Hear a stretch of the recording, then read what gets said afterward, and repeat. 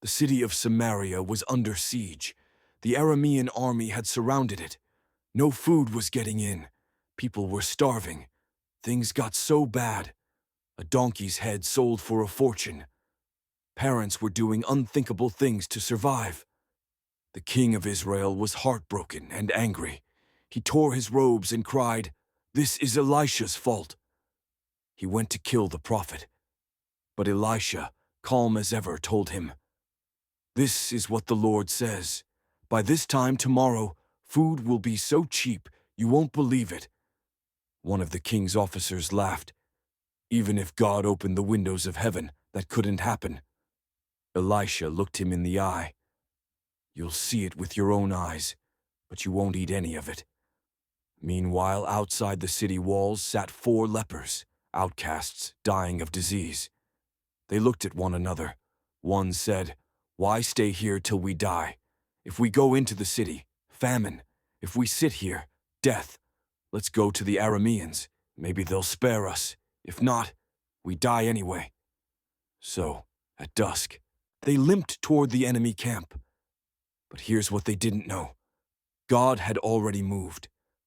The Arameans heard the sound of chariots and horses and a great army. Terrified, they thought Israel had hired foreign kings to attack. They ran for their lives, leaving everything behind. When the lepers arrived, silence. Tents, food, gold, clothes, everything untouched. They ate, they drank, they gathered silver and gold. They ran to hide their treasure. But then one said, "We're not doing right. This is good news. We must share it before morning." So they ran back to the city gate.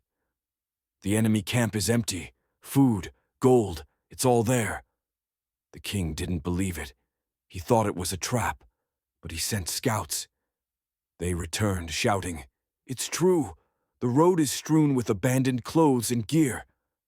And just like Elisha said, by morning, food was cheap again.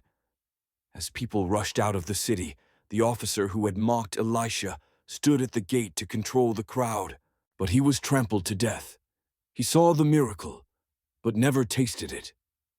God used outcasts to fulfill his promise. What looked like defeat became deliverance. And in a city of doubt, faith was rewarded.